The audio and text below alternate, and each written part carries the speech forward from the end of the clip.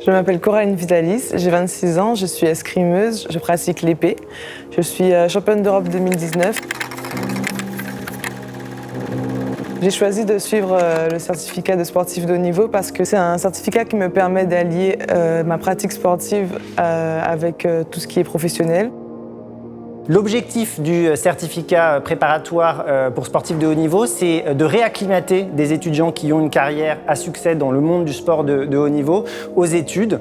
On le fait en plusieurs étapes. On démarre avec un programme où on va les réinitier à des disciplines qu'ils ont soit fréquentées en fin de lycée, soit les disciplines traditionnelles de Sciences Po. Et ensuite, dans un deuxième temps, nous les aidons à apprivoiser les défis professionnels de la vie d'après le monde des sportifs de haut niveau, notamment par l'intermédiaire d'un programme avec des masters de la formation initiale de Sciences Po qui peuvent intégrer une fois qu'ils ont le niveau et qu'ils réussissent le concours d'entrée dans ces masters.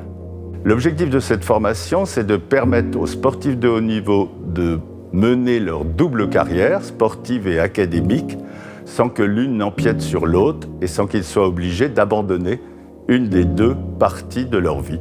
Le programme a été conçu flexible, pas de présence obligatoire.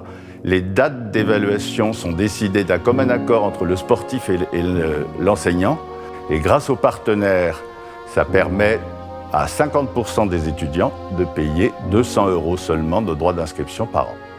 La formation pour les sportifs de haut niveau à Sciences Po, elle est assez exceptionnelle, puisqu'en fait, elle s'adresse à différentes typologies de sportifs étudiants qui ont besoin d'une pause, mais qui pour autant ont envie de maintenir une certaine veille intellectuelle à côté de leur carrière de champion. En tant que sportif de haut niveau, j'avais tout à fait l'opportunité, le droit, la chance, l'occasion de poursuivre des études et encore plus dans une école prestigieuse. Et je me bats aussi en montrant à tout le monde qu'on peut tout à fait avoir un handicap et y arriver.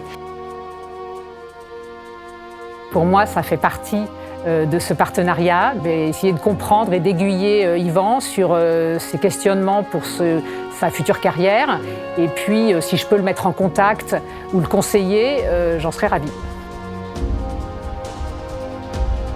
Initialement, toutes les entreprises ne se disent pas nécessairement qu'un sportif de haut niveau peut être quelque chose de positif, un atout majeur pour l'entreprise. Mais dans la réalité des faits, souvent quand ils rentrent, quand ils intègrent une équipe, on voit qu'ils mettent en avant des qualités que peut-être d'autres personnes peuvent ne pas avoir. Ce sont un peu des phares dans l'entreprise. D'abord, il y a une fierté des autres salariés de l'entreprise d'avoir intégré des champions. Et puis également ce goût de l'effort et cette capacité à travailler sur objectif. Et je dirais paradoxalement l'habitude de l'échec, c'est-à-dire leur capacité à se relever et notamment ça en fait parmi d'autres choses d'excellents commerciaux. Je pense qu'une qualité dont on parle beaucoup en ce moment mais qui je pense est primordiale, c'est la capacité à se remettre en question et à se dire finalement aujourd'hui même quand j'ai une réunion très importante avec un PDG d'une grande boîte, je me dis, j'ai été sur un plot au championnat d'Europe et c'était beaucoup plus stressant, donc la capacité à prendre du recul sur ce genre de moments d'adrénaline et de pression. Cet engagement dans le sport, il fait écho aux valeurs de l'entreprise. Voilà. Évidemment, la recherche de la performance, mais également tout ce qui concerne l'inclusion, la solidarité. Cette formation m'apporte déjà de la sérénité, avoir les mêmes choses que d'autres, d'obtenir un super enseignement et de pouvoir pratiquer plus tard un métier qui me correspond.